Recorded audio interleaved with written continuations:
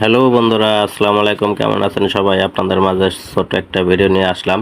সেদিন যে খেলা হয়েছিল সেমিফাইনাল খেলা, তো সেই খেলায় আমরা ছিলাম এখানে স্টেজ থেকে। স্টেজে কে কে আছে সবাইকে ভিডিও করে আপনাদের একটু দেখে নিছে। ব্যানারটা দেখে নিন। এটা হচ্ছে নাগরপুর টাঙ্গাইল কোনোরা গ্রাম আপনার মিনি স্টেডিয়ামে সেমিফাইনাল খেলা। তো আপনারা দেখুন, আপনাদের মাঠের ভিতরে ঘুরিয়ে দেখাচ্ছি। দেখুন দর্শকে ভরপুর, মাঠটা অনেক সুন্দর সবুজে ঘেরা। এইখানে কিন্তু দর্শকের কারণে চারপাশে দাঁড়ানোর আর 1 ইঞ্চি জায়গাও ছিল না।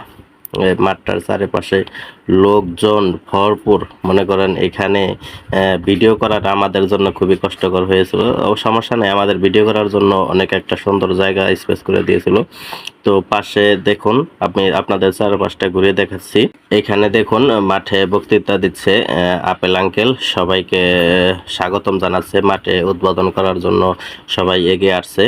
তো এখানে প্লেয়াররা, তারপর লোকজন, আরো শুভাকাঙ্ক্ষীরা সবাই দাঁড়িয়ে আছে। এখানে গণ্যমান্য লোক, আমাদের সাবেক ইউপি চেয়ারম্যান জনাব আতার রহমান খান কোকা, 12 নং মুকনা ইউনিয়ন, উনি সহ আরো অনেকেই, আক্তার ভাই সহ, নুর ইসলাম ভাই সহ আরো অনেকেই আমার পরিচিত সব গুরুজন এখানে আছে।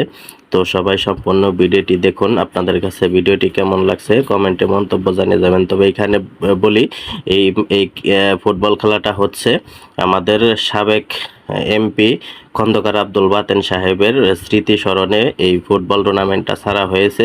উদ্বোধন শেষে আমাদের সাবেক এমপি পুত্র খন্দকার সালমান শামস জিত আঙ্কেলের সাথে কিছু সময় উনি আমাকে জিজ্ঞাসা করলো আমাদের বাড়ির সবাই কেমন। আমি ওনাকে জিজ্ঞাসা করলাম আপনার শরীর স্বাস্থ্য কেমন। উনি বললো অনেক ভালো।